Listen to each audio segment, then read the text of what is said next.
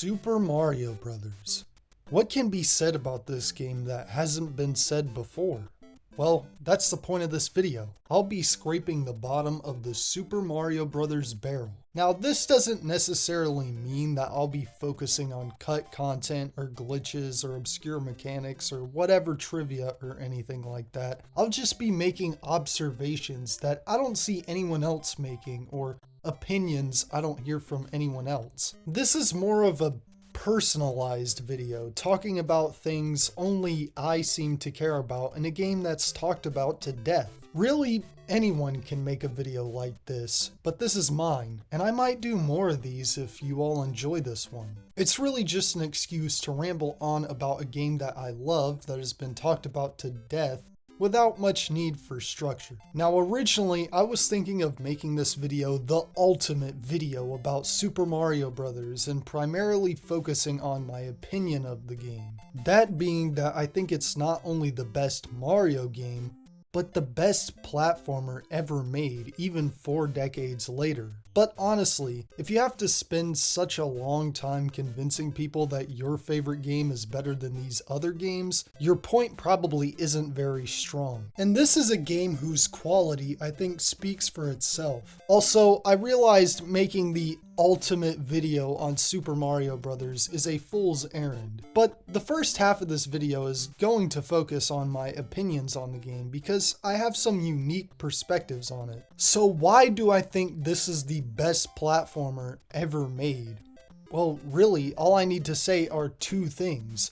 2 reasons why I think this game is better than even games like Super Mario Bros. 3 and Super Mario World and all other platformers. Level design and approachability. This game may not have as creative or varied level design as its sequels, but it achieved something that is literally insurmountable in terms of platformer level design. You know, I don't really like when this game gets compared to Super Mario 64. Like when people say Super Mario 64 did for 3D games what Super Mario Bros. Did for 2D ones. While I do completely agree with the point being made there, as much as I like the game, Super Mario 64 doesn't serve as the unshakable template for 3D action games like Super Mario Bros. Does for 2D ones. Super Mario Bros. Basically invented the idea of carefully introducing concepts to players as they play the game and establishing a difficulty curve with that. Literally no other platformer can have level design as good as this game,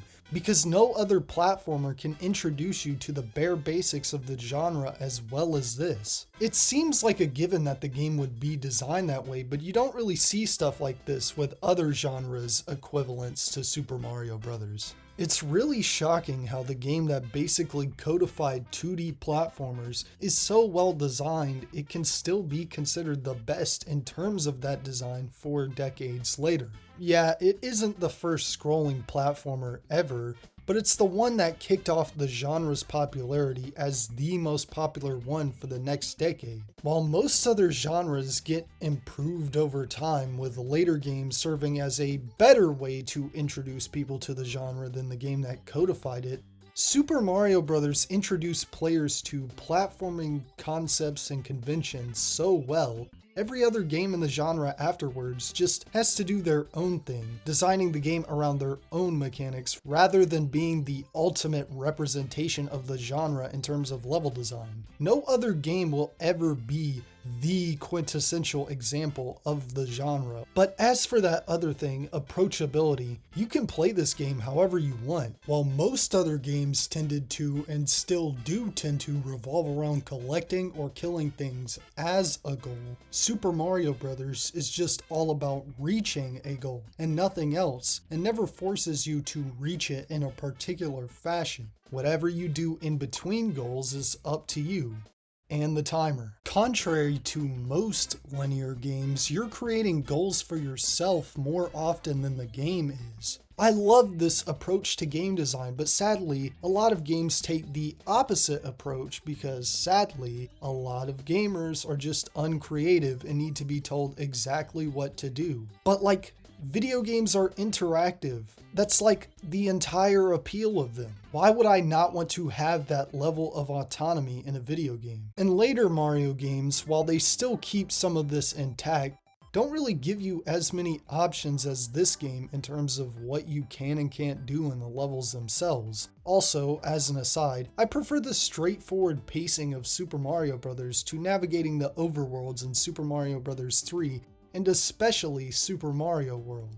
But keep in mind, I'm definitely not trying to use Super Mario Bros. To put the other Mario games and other platformers down. It's definitely not the only one worth playing if that's what you think I was trying to say. That's ridiculous. I'm just trying to celebrate Super Mario Bros. On its own merits. But my main argument in favor of Super Mario Bros. In comparison to the other games could basically be boiled down to quality over quantity. Some people also say the game lacks variety, but 1, it's not meant to be played for more than an hour, and 2, those layers of approachability are the variety. Really, I just want you to play the game with these things in mind because I think they speak for themselves. I think the best games are the ones whose qualities speak for themselves just by playing them. But despite that, I do still feel the need to defend my stance on this game a little bit more. But after this, I'll get to my criticisms of the game because trust me,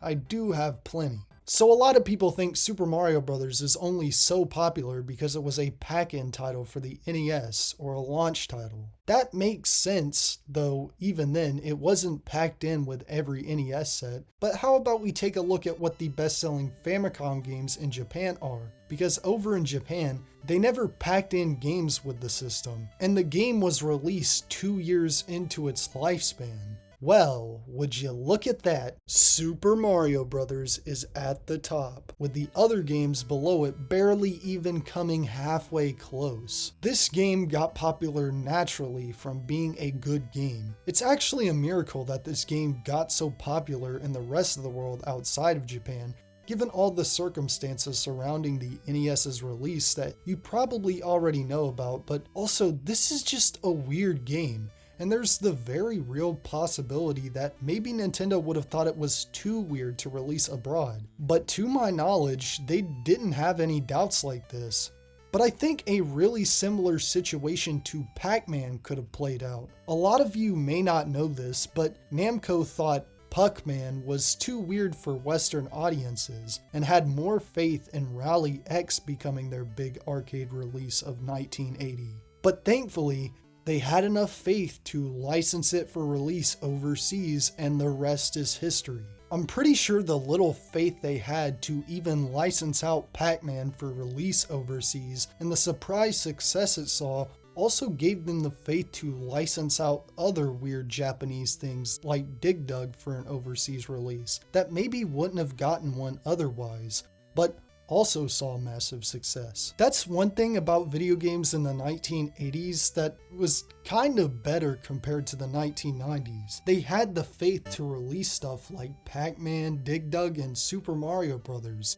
And despite being handsomely rewarded for it, in the following decade, they strangely thought such strange or cute Japanese games wouldn't do well in at least North America, with many great potential smash hit games only releasing in Japan or being relegated to overseas releases only in European territories. And they had such an absurd lack of confidence that characters like Sonic or Kirby would do well that they redesigned them for marketing to heavily downplay their cuteness. Like, it's absurd, and it becomes a million times worse when you think about the fact that what were literally the 2 most successful games of all time at that point were weird and kinda cutesy Japanese games. So why would you ever lack faith in stuff like that ever again? Another thing I don't think a lot of people really think about when it comes to this game is the fact that they probably didn't even have the Western market in mind at all when creating the game. Think about it. For 2 years, Nintendo had been releasing Famicom games exclusively in Japan, barring the Versus arcade system releases, with no signs of an international market for a Japanese video game system existing. And I don't think the people who were designing games for the Famicom were really concerned with that yet, as it hadn't released overseas yet. I don't think Super Mario Bros. Was made with being an NES launch title in mind. I think the team just wanted to make a fun game for everyone, regardless of who it would end up physically reaching. But another thing I find interesting, and another testament to how great the game is going back to what I said before. Not only was Nintendo confident enough to release the game in North America, Nintendo was seemingly confident in the game in general. Now obviously this could just be attributed to the trust director Shigeru Miyamoto had built up with Nintendo for the past few years leading up to its release, and other side-scrolling action games doing well. But I find it fascinating how, contrary to most works like this, which are super revolutionary and out there for their time, there are no stories about Nintendo doubting this game and thinking it was going to fail. They seem to be completely on board from the start with the strange new gameplay ideas and the huge shift in direction from previous titles in this Mario franchise. That doesn't sound that crazy, but like I said, that doubt usually permeates works like this. But whatever, I'm done with my rambling about this stuff. Before I get into my criticisms and nitpicks regarding the game, I guess I need to address this. What is the best way to play Super Mario Bros. In my opinion? The game has been re-released tons of times, and while I think the NES original is fantastic, I actually don't think it's the best version. That would be the All-Stars version. It has much more appealing graphics, it actually tallies your score at the end of castles, and it has a save feature. Not that you'll really need it for a game this short, but still. Along with loads of other great additions. The only two things I think are downgrades are the glitch that causes you to keep your momentum from a jump into a block, and the music. Okay, not all the music. I like some of the new music, especially the Bowser theme.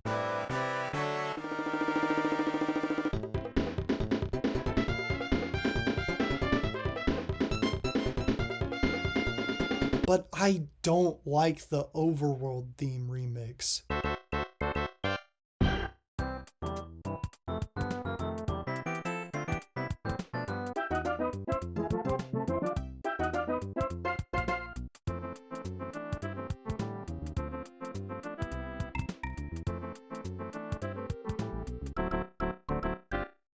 Like, just stick to one instrument. What sucks is I love the way everything else sounds, the melody just ruins it for me. A lot of Super Nintendo games have this problem where it just sounds like someone is mashing the sounds on the sample keyboard, and despite the relative lack of limitations with the console's sound hardware, the composers are still being lazy, not bothering to mix any of the sounds together well, and treating it like they're still making chiptunes. And then there's Donkey Kong Country. I don't know, it's not horrible, it doesn't ruin the game for me. It just could have been better. I just really wish they didn't have different instruments for each section of the song. And I wish the notes were mixed together better rather than being so stabby. Now, I know what a lot of people are probably saying. What about Super Mario Bros. Deluxe for the Game Boy Color? Yeah, I don't think it's the best version.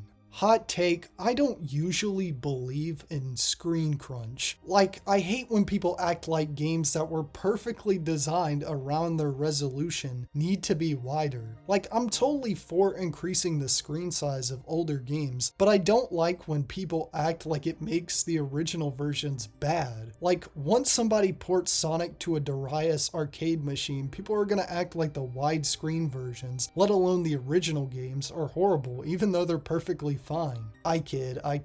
But the only time I think screen crunch actually exists is if you take a game that was already made for a wider screen and zoom in without really changing the resolution to accommodate it. And Super Mario Bros. Deluxe has to be the worst case of that ever. It sucks because I actually like the bonus content, but also I feel like it goes against the appeal of the game.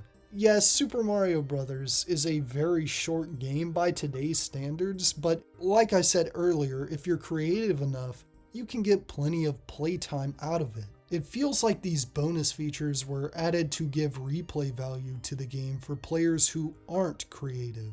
This is why I hate stuff like ranking systems. Uncreative players shouldn't be given something to accommodate their personal flaws. Okay, I need to quit hating. I guess this stuff really does add some replay value to the game, and I like it, but this is the prime example of Nintendo basically releasing the ultimate version of a game with a heavy compromise. But actually, I take what I said about All-Stars back. The real best version is the GBA version with Mario missing his neck. Finally, a game system for me! But now's the time to close out the opinion focus section of this video by talking about the things I don't like about this game. Now, not all of these are exclusive to me, and you've probably heard a lot of these before, but still, I want to discuss them anyways. So, first things first.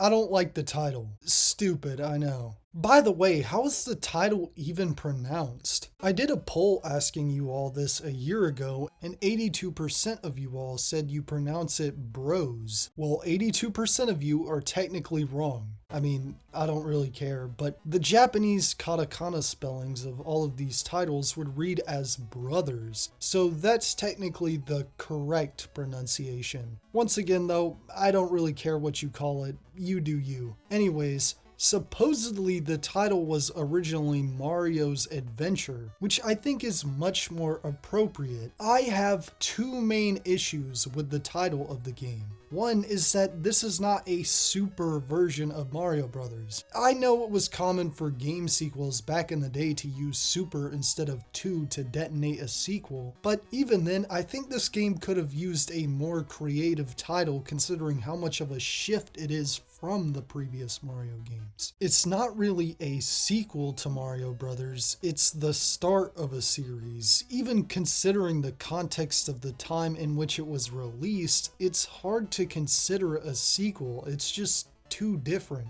They should have emphasized the super and took out the brothers, and that's what leads me to my next problem with the title. This game really de-emphasizes Luigi compared to Mario Brothers. In fact, he doesn't even get any artwork for this game, unless you count the Mario no Daiboken artwork. He's not even on either of the covers. So why even have brothers in the title at all if it's not even a big part of the game? But speaking of Luigi's inclusion, that leads me to my second problem with the game. The inclusion of alternating multiplayer is stupid. Most people just swap the controller around when they feel like it. No one likes actually using the two-player feature. It made sense when arcade games did it, but at home it makes no sense. I think it would have been interesting for them to take the risk and include co-op. It definitely would have made the title more justifiable, but the game isn't really designed around it, and you'd have to compromise a lot of the game's brilliant design to include it. Most games have to compromise their single-player experiences to make for better co-op games, unfortunately. It's a hard balance to strike. My next issue regards the controls.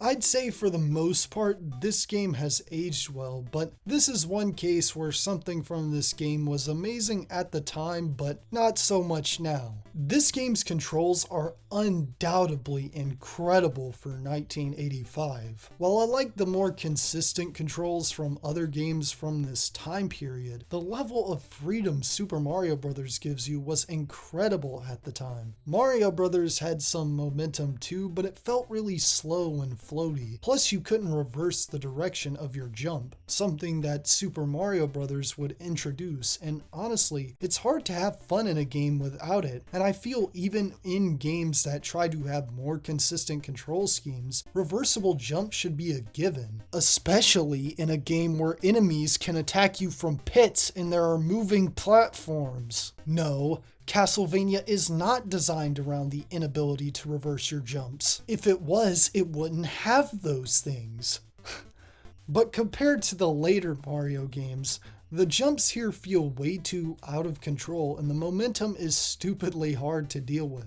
I think Super Mario World is the best feeling Mario game in terms of controls that I played. The controls here just showcase a lot of the problems with momentum-based movement and platformers. Another problem with the controls is that two actions are mapped to the same button, those being shooting and running mapped to the B button. I don't like this. I know it sounds insane, but I think select really should have been used for one of your main actions. Outside of the menu, it goes completely unused. Honestly, I just kind of prefer Sonic style controls for momentum-based platforming. Not only are they more consistent while giving you the freedom that that kind of movement offers you, but I just prefer building up speed gradually without having to press a button to enable the ability to do it. People think this makes the game hard and you have to stop all the time to control your speed, but not only do I feel the Sonic games are designed around what speed you're likely to go in a given area, so are the Mario games. Also, literally every single person on the planet can agree that Sonic Springs are better than Mario Springs. While the Mario games do a great job when it comes to level design and helping the player learn the mechanics of the games, the controls are really where they kind of falter, and this isn't even a problem exclusive to the first game.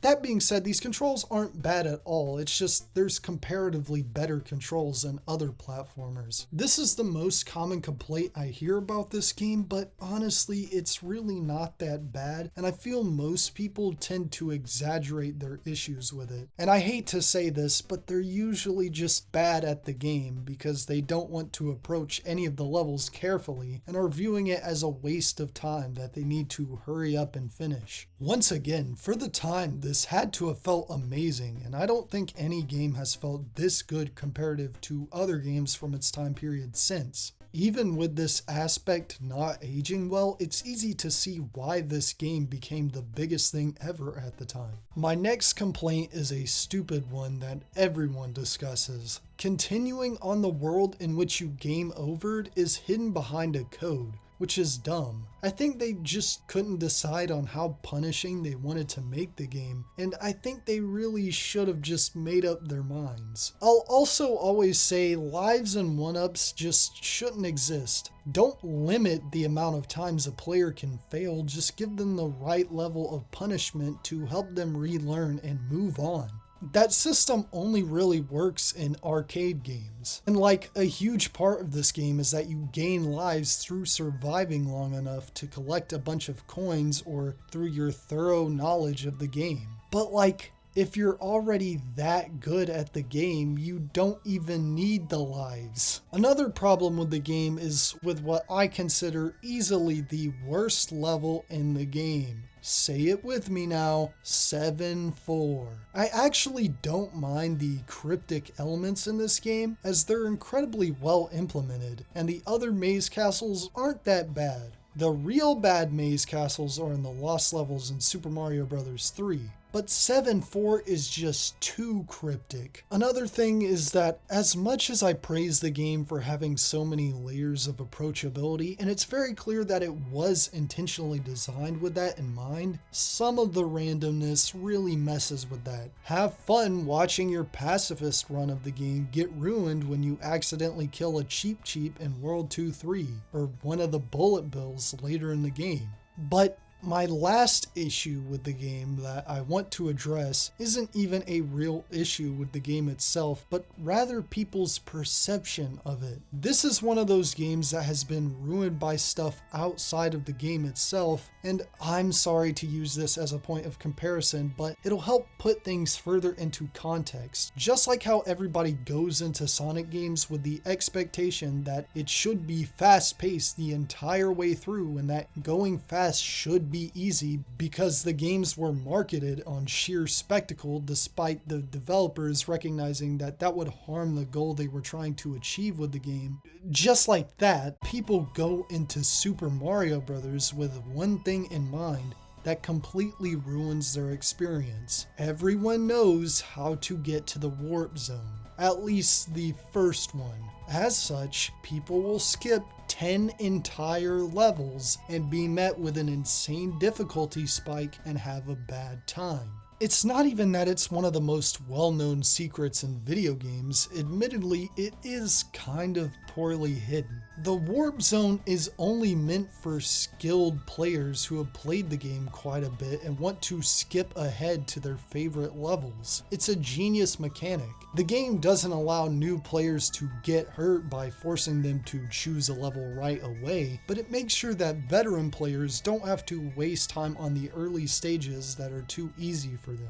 Though Deluxe adds a world map, which is kinda better, and it kinda makes the warp zones pointless. If an inexperienced player encounters the warp zone and gets slammed with the difficulty, that should encourage them to go back and try to experience the levels in order to play 4-1 in the context it was supposed to be played in. But the opposite happens. They get their booty cheeks handed to them in 4-1 and they write the game off as unfair, when really the game is perfectly fair. While I praise the game for its layers of approachability, this isn't a game that's designed around approaching it however you want your first time through. These people just want everything to be handed to them and care more about the destination than the journey. And that to me shows that you don't find a lot of value in video games. The game is supposed to be challenging and entertaining at the same time. And if you go in expecting that and without any absurd expectations that you can just breeze through these games, you'll have a far better time. So the next time you play Super Mario Bros., I want you to not view the game as a waste of time and see how good the level design is when you play all of them in order, and maybe replay it, creatively approaching it in new ways, and maybe you'll see why I think it's still the best platformer ever made. That being said, going in viewing any piece of entertainment as not being a waste of time doesn't mean they're immune to criticism, and that doesn't mean that there isn't some stuff that definitely deserves to be written off on principle. I just think criticisms of entertainment that means well that spawn from people going in with bad faith are invalid. Even if something genuinely is a waste of time, aka bad, I'll never go into it with that mindset. If you've watched my videos for a while now, you know I hate every game and I barely defend games. So if I'm defending a game, that should be a sign of something. But that's it for my opinions on this game. And regardless of the issues I laid out, I think the stuff it does right far outweighs these minor issues and nitpicks. I really hope you got something new out of hearing my opinion on this game. I spent way longer on it than I thought I would, and this is not what I wanted this kind of video to be like. Now I want to get into the real meat of the video, pointing out random observations about this game that I feel only I notice. Okay, but I guess before I get into that, I need to tell you guys about something I promised I would talk about in an older video, back when I had a different idea for this video. It's not a very obscure piece of information, but I promised I would bring it up. So Super Mario Bros. Is the exact same game in Japan and all other NTSC regions. In fact, I'm pretty sure the standalone NES version of it and a lot of other early NES games are literally just the Famicom game with an adapter slapped onto it inside of an NES cartridge shell. Everything is the same, including the English text. These games wouldn't start incorporating more complex text that needed to be translated until Super Mario Bros. 3. Actually, the English is shockingly good here with that being considered, but these are also very simple phrases that are hard to mess up. But while Super Mario Bros. Is the same in NTSC regions, it's different in PAL territories. For those who don't know, I'm not an expert, but I'll try my best to explain it. Certain parts of the world have different power generation frequencies, so the CRT TVs sold in certain countries used to have a slower refresh rate. Regions like all of North America and Japan use the faster 60Hz NTSC system, while regions like most of Europe and Australia and Brazil, and honestly most of the rest of the world, use the slower 50Hz PAL system. As such, given that a majority of console games during this time were developed in NTSC countries or were primarily aimed at NTSC markets, a lot of them were unoptimized for PAL territories and thus run slower. It was possible for these games to run at the same speed as their NTSC counterparts, but most developers didn't bother to put in that kind of work. So whenever they were played on a 50Hz TV, they would run slower. The European release of Super Mario Bros. Released in May of 1987, 9 months after the system released in that region, which is possibly one of the craziest video game bag fumbles. No wonder Europeans had the worst taste in games, particularly platformers looking back. They missed the hottest game ever for like 18 months. Anyways, what was I saying? Oh yeah, for the European release of Super Mario Bros., outside of obviously slowing the game down, they actually added some minor, and I do mean minor, bug fixes, and weird minor other changes like slightly changing the position of the Koopa Troopas at the beginning of 8.2. But the most noticeable change is changing the end of the water levels to have this gap fill. Absolutely incredible work. This change appears in a lot of the later versions as well. Yeah, I think it was to keep players from clipping into the gap. Yeah, it's weird. I guess they wanted to spruce up the game some for its late PAL release, but honestly, I'm left wondering why they even bothered. After doing some further research though, I've become super interested in the chronology of PAL region NES releases. There's only 343 of them as far as I know, and the timeline is actually insane.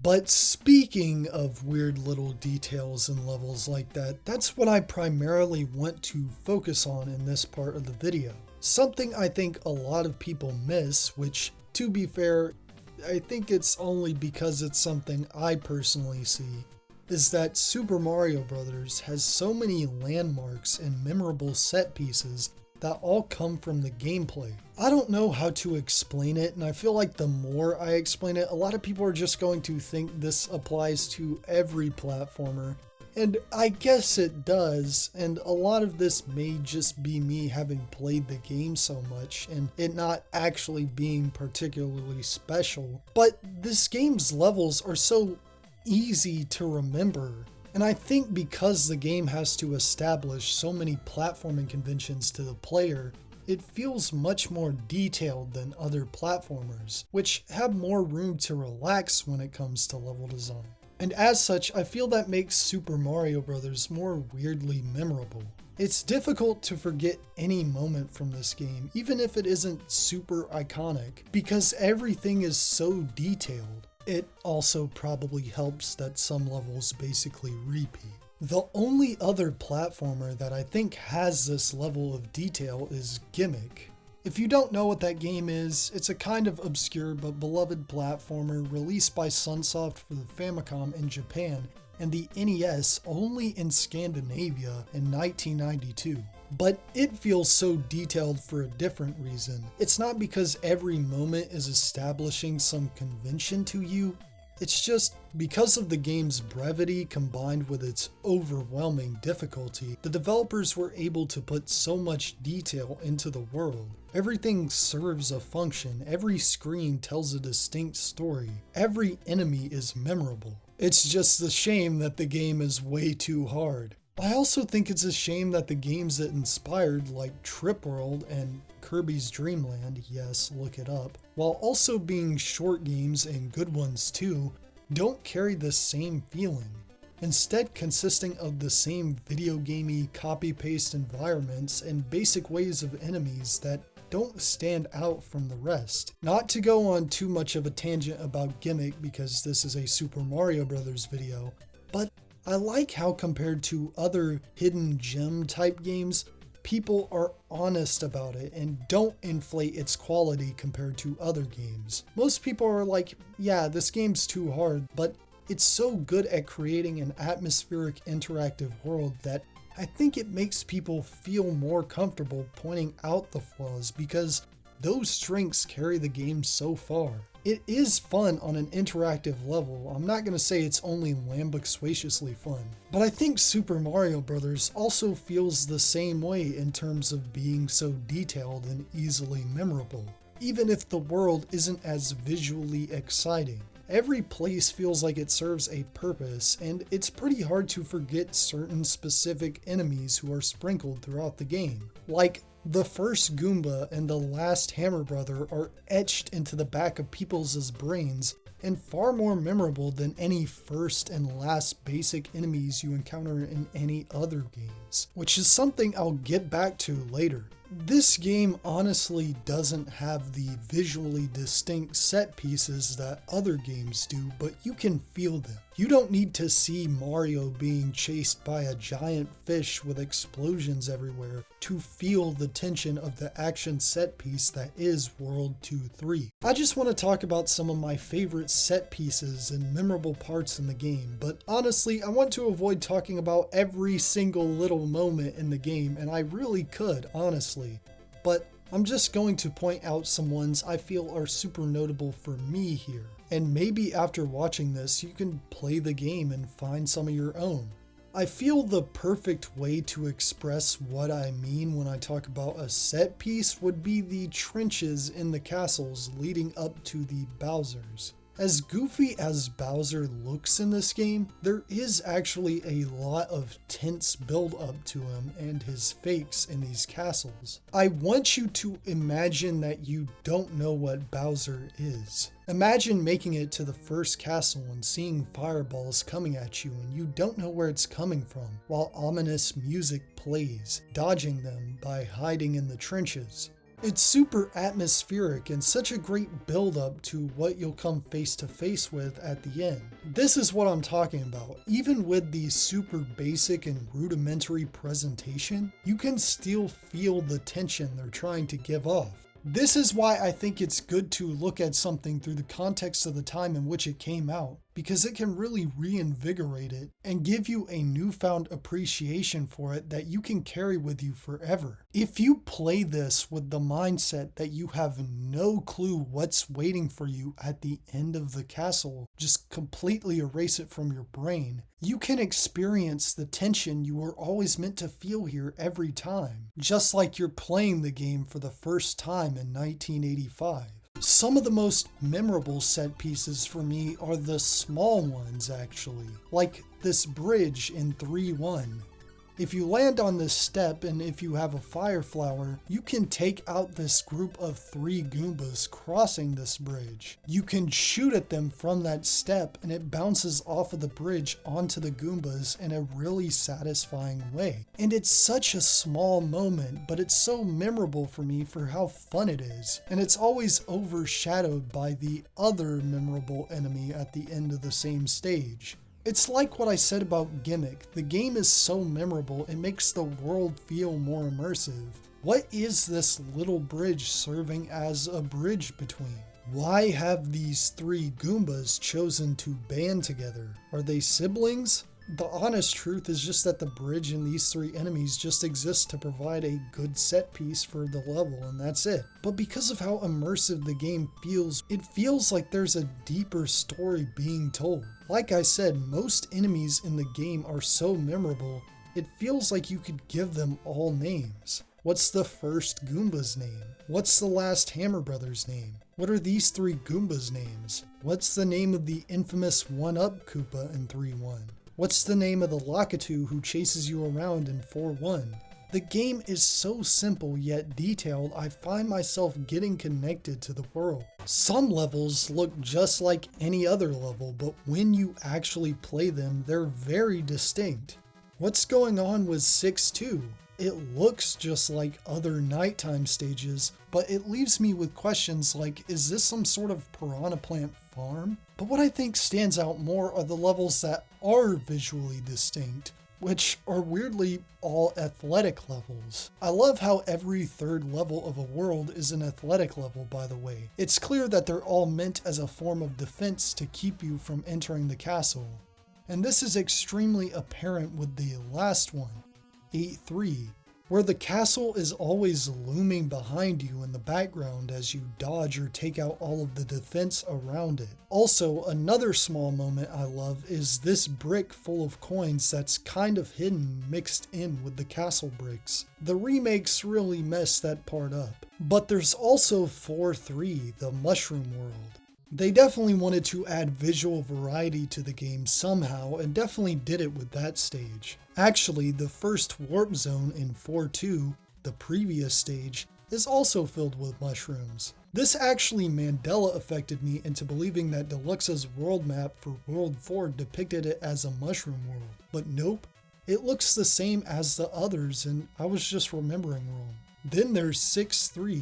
Plenty of people have discussed this level's strange and creepy red palette, but yeah, it's weirdly visually distinct. The rest of the levels just follow the typical format of the rest, with the only real visual changes being that some are set at night or covered in snow.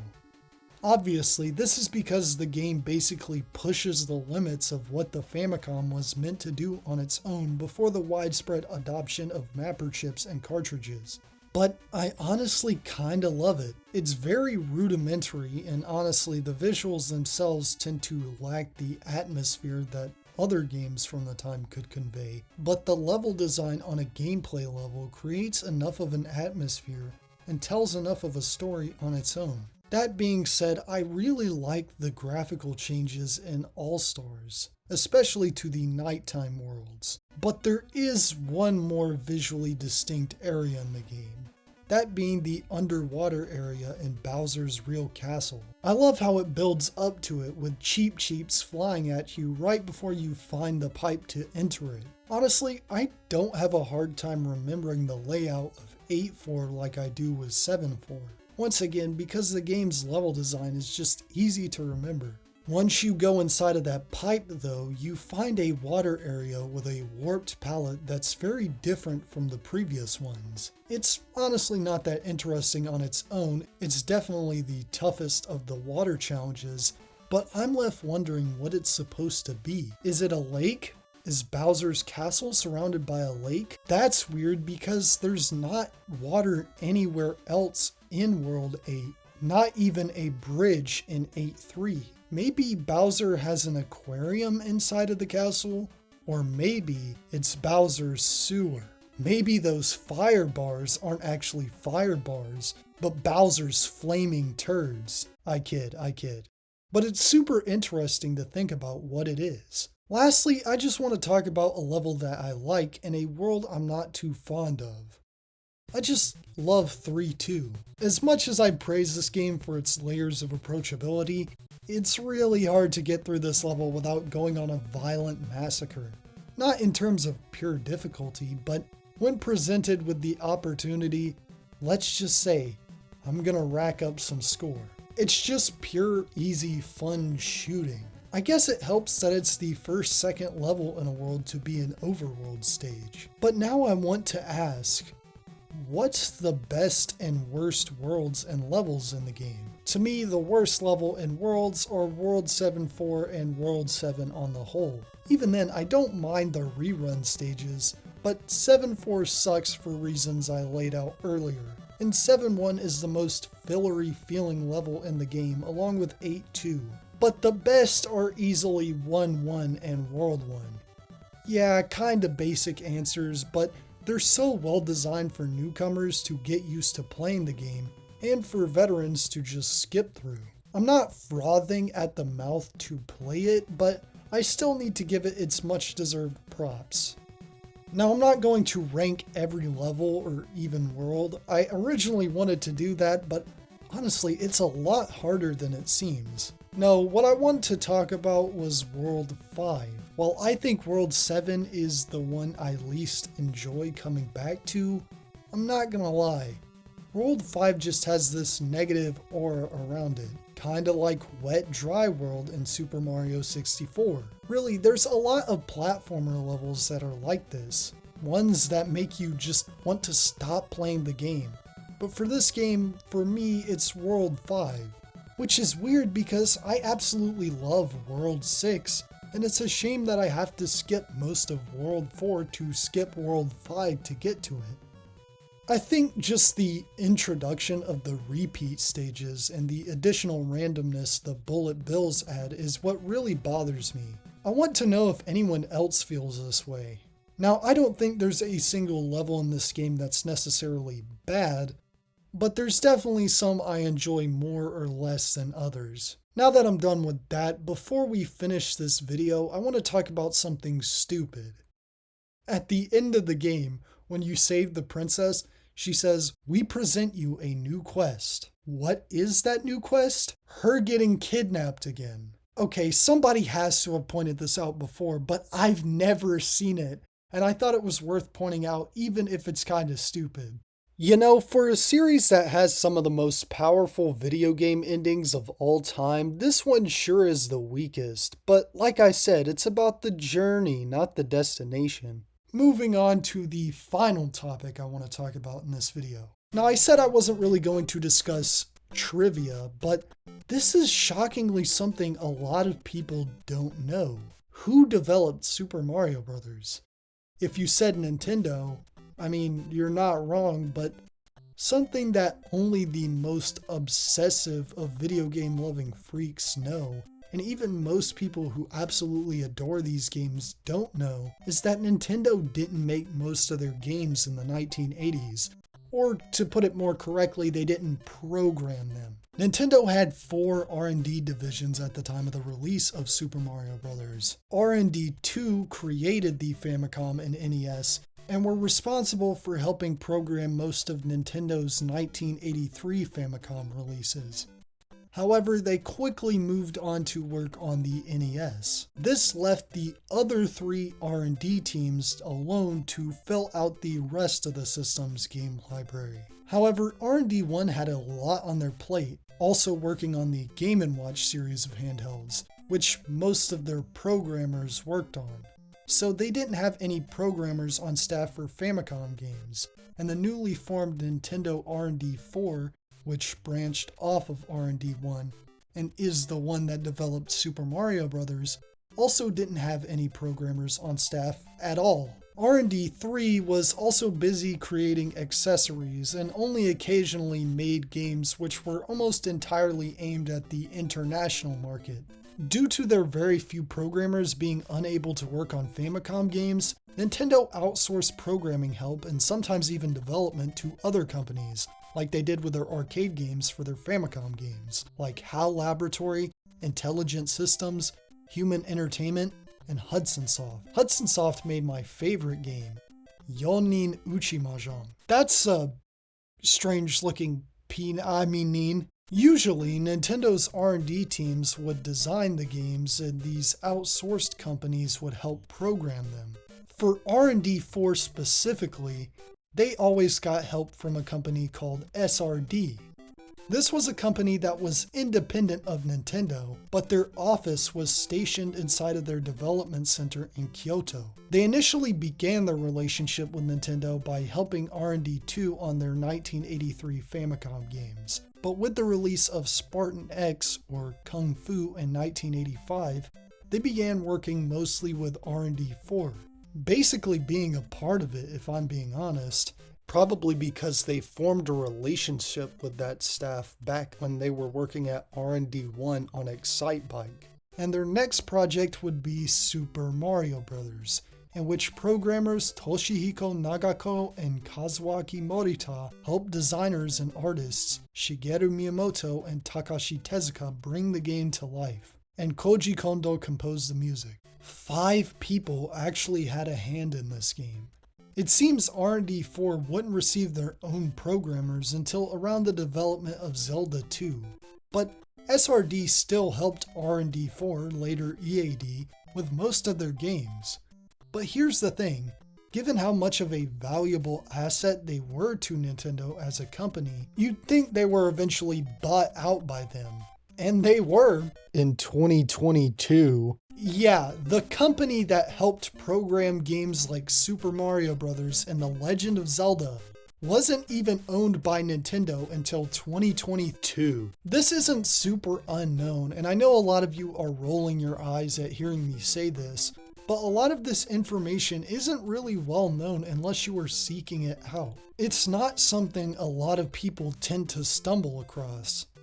That being said, while I was researching some of this stuff, I strangely couldn't find information on who had developed Urban Champion or Clu Clu Land, besides that they were designed by R&D1. Were R&D1's programmers somehow able to work on those games themselves? I couldn't find any programmer credits for those games. Well, I guess this is where this video reaches its end. Super Mario Bros. Is the best game ever in the peak of art and blah blah blah. Yeah, I don't really know how to close this video out. I don't want to repeat most of what I said in the intro, but hopefully this video breathed new life into this game for some people. This is the most fun I think I've ever had playing a game for a video, and doing this only strengthened my love for it. I would love to hear what you guys have to say about this game personally that you never hear anyone else talk about. By the way, I began getting footage for this video back when I was still using the VHS filter on my game footage before stopping that because I thought it was stupid. So if you're wondering why the original Super Mario Bros. Footage looks like that, that's why. Honestly, I decided to keep it because why not? But thank you to my patrons, and thank you for watching.